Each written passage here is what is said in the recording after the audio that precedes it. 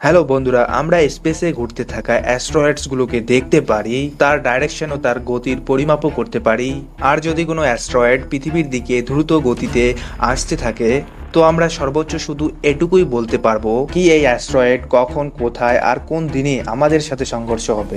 এর থেকে বেশি আমরা আর কিছুই বলতে পারবো না। কিন্তু মানুষের ইতিহাসে এমনটা প্রথমবার হতে চলেছে। পৃথিবীকে অ্যাস্ট্রয়েডস এর হাত থেকে বাঁচানোর মেকানিজম প্র্যাকটিক্যালি বানানো হয়েছে, আর নাসা এই মেকানিজমের লাইভ এক্সপেরিমেন্টও সারা বিশ্বকে করে দেখিয়ে দিয়েছে।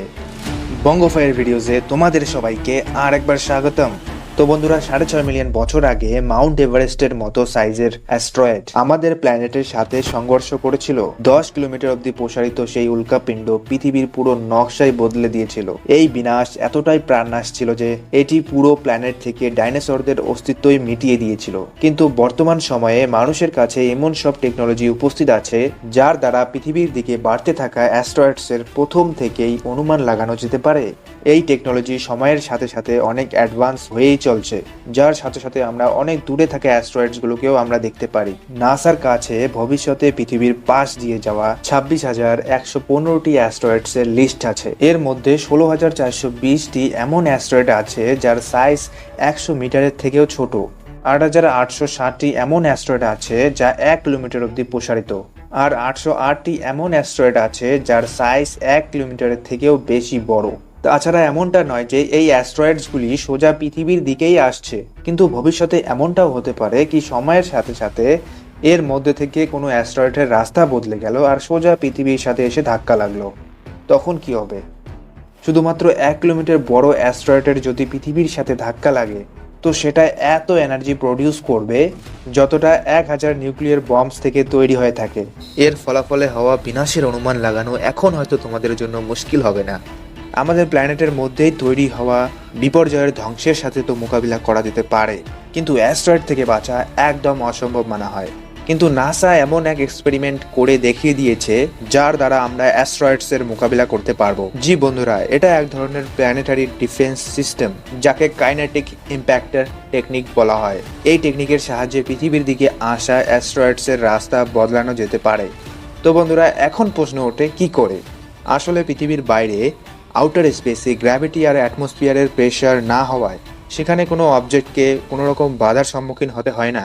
যেটা যে পজিশনেই আছে সেটা সেই পজিশনেই থাকে। যদি কোনো অবজেক্ট 10 কিলোমিটার পার আওয়ার স্পিডে স্পেসে ট্রাভেল করছে, তো সেটা সর্বদা ওই স্পিডেই ট্রাভেল করতে থাকবে যতক্ষণ না তার রাস্তায় তার সামনে কোনো কিছু এসে না যায়। আর এই সব কিছু এই জন্যই হয় কারণ স্পেসে ভ্যাকিউমে ফ্রিকশন তৈরি হয় না।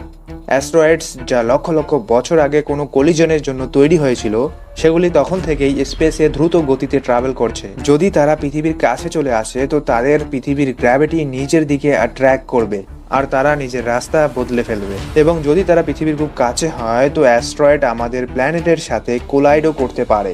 এর থেকে বাঁচার জন্য নাসা বিজ্ঞানীরা এক আইডিয়া পেশ করলো যে পৃথিবীর অ্যাটমসফিয়ারে প্রবেশ করার আগেই এই অ্যাস্ট্রয়েডগুলোর সাথে স্পেস প্রোব দিয়ে বিশেষ কোনো অ্যাঙ্গেলে সংঘর্ষ করা হোক। এই সংঘর্ষটি এত বড় যেন হয় যে আমাদের প্ল্যানেটের দিকে আসতে থাকা অ্যাস্ট্রয়েডের রাস্তাই যেন বদলে যায়। পরিকল্পনা হিসাবে এরকম অনেক কয়টি স্পেস প্রোবস পৃথিবীর চারপাশে অরবিট করবে। যখনই নাসা কোনো বড় অ্যাস্ট্রয়েড পৃথিবীর দিকে বাড়তে থাকা অবস্থায় দেখবে, তখন সেই স্পেস প্রোবসকে অ্যাস্ট্রয়েডের ডাইরেকশনে এক বিশেষ পয়েন্টে গিয়ে হিট করানো হবে। এই থিওরিটিকে প্রমাণ করার জন্য কি আসলে এটা সম্ভব? নাসা এক এক্সপেরিমেন্ট করার সিদ্ধান্ত নিল, আর এই মিশনের নাম দেওয়া হয়েছে ডার্ট, মানে double asteroid redirection test. 23 November 2021-এ $325 মিলিয়ন দিয়ে বানানো DART spacecraft SpaceX Falcon 9 rocket দ্বারা ভেন্ডেনবার্গ স্পেস ফোর্স বেস থেকে লঞ্চ করা হয়েছিল। অন্য সব স্পেস প্রোবসের মতোই ডার্টের মধ্যেও থ্রাস্টার্স, ক্যামেরা সিস্টেম আর রেডিও লিঙ্ক উপস্থিত ছিল, যাতে লাইভ ইমেজ ফিড নাসাকে পাঠাতে পারে। কয়েক ঘন্টার মধ্যেই এটি পৃথিবীর অরবিটে পৌঁছে গেছে। নাসার এখন এক সুটেবল অ্যাস্ট্রয়েডের দরকার ছিল যার সাথে ডার্টের সংঘর্ষ করানো হবে। আমাদের প্ল্যানেট থেকে 1 কোটি কিলোমিটার দূরে 170 মিটার বড় এটি হলো ডাইমরফাস, যা নিজের থেকে 5 গুণ বড় প্ল্যানেটের চারপাশে অরবিট করা একটি ছোট্ট মুন। ছোট তো এটা আমাদের চাঁদের থেকেও, কিন্তু এর ওজন 500 কোটি কেজি। এর হাইট, মাস, পৃথিবীর থেকে এর ডিস্টেন্স দেখে ডার্ট সংঘর্ষের জন্য এটাকে একদম পারফেক্ট মনে করা হয়। যেখানে ডার্টের ওজন শুধুমাত্র 579 কেজিস, মানে এর মাস ডাইমরফাসের তুলনায় শুধুমাত্র 0.00001%। কিন্তু এখানে কথা হচ্ছে স্পেস ফিজিক্সের। তো স্পেসে ওজনের থেকে স্পিড ম্যাটার করে। জি বন্ধুরা, নাসা বিজ্ঞানীরা কমপ্লেক্স ক্যালকুলেশনের সাহায্যে এই সিদ্ধান্তে পৌঁছায় কি ডার্টকে 23,000 কিলোমিটার/আওয়ার স্পিডে যদি হিট করানো হয় তো ডাইমরফাসের ডাইরেকশনে 1% পরিবর্তন আসতে পারে। এই সমস্ত কিছু ক্যালকুলেশন করার পর ডার্টকে পৃথিবীর অরবিট থেকে বের করে তার ডাইরেকশন 1 কোটি কিলোমিটার দূরে ডাইমরফাসের দিকে করে দেওয়া হয়। কয়েক মাসের যাত্রায় 26শে সেপ্টেম্বর 2022-এ যখন সংঘর্ষ হওয়ার শুধু কয়েক ঘন্টাই বাকি ছিল, তখন নাসা ডার্টে লাগানো ক্যামেরা দিয়ে সংঘর্ষের ফুটেজকে লাইভ করে দিল। ফুটেজে দেখা যাচ্ছে ডার্ট 23,000 কিলোমিটার/আওয়ারের গতিতে বেড়েই চলছে। ডার্ট প্রথমে এই ছোট প্ল্যানেটটিকে ক্রস করে যার চারপাশে ডাইমরফাস অরবিট করছে। তারপর ডার্ট একদম সোজা গিয়ে দুটি ফুটবল ফিল্ডের মতো বড় অ্যাস্ট্রয়েডের সাথে গিয়ে হিট করে। এটি ডার্ট থেকে রিসিভ হওয়া ডাইমরফাসের শেষ ছবি। এরপর নাসার সাথে ডার্টের কানেকশন চিরতরে বিচ্ছিন্ন হয়ে যায়।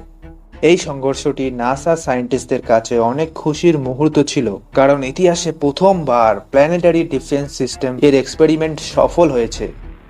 এক্সপার্টসের কথায় সংঘর্ষের পর ডার্ট পুরোপুরিভাবে টুকরো টুকরো হয়ে স্পেসে ছড়িয়ে ছিটিয়ে পড়বে, আর সেখানেই ডাইমরফাস এই সংঘর্ষের ফলে নিজের অরবিট থেকে সরে গিয়ে নতুন অরবিট ধরে নেবে, যা কিছুটা এরকম দেখতে হবে। নাসার এই মিশনের অ্যাকুরেট রেজাল্ট 2-3 সপ্তাহের মধ্যে আসবে, যেখানে জানা যাবে কি আসলে স্পেস ক্রাফট শুধু নিজের গতির জন্যই নিজের থেকে 1 কোটি গুণ বেশি ওজনের অ্যাস্ট্রয়েডের দিক পরিবর্তন করতে পারলো কিনা। এটি তো শুধু এক্সপেরিমেন্টের সীমা ছিল, যেখানে একটি ছোট অ্যাস্ট্রয়েডের উপর এক্সপেরিমেন্ট করা হয়েছে। কিন্তু প্রশ্ন হলো 10 কিলোমিটার অবধি ছড়িয়ে থাকা উল্কাপিণ্ডে এই ফর্মুলা অ্যাপ্লাই হবে কিনা। আমরা কি ভুলে গেছি বিশ্বের সবচেয়ে বড় রেডফোর্ট ইম্প্যাক্ট ক্রেটার 300 কিলোমিটার অবধি ছড়িয়ে আছে? যে অ্যাস্ট্রয়েড 300 কিলোমিটার বড় ক্রেটার বানাতে পারে, আমরা কি আসলে তার মোকাবিলা করতে পারবো? তো বন্ধুরা, এখানে তোমাদের মতামত কি কমেন্ট বক্সে অবশ্যই জানিও। আর যদি ভিডিওটি ভালো লেগে থাকে, এমনই ভিডিও আরও দেখতে চাও, তো ভিডিওটিতে একটি লাইক করে দাও আর চ্যানেলটিকে সাবস্ক্রাইব করে রাখো। তো দেখা হচ্ছে এমনই কোনো নেক্সট স্পেশাল ভিডিওতে। টাটা।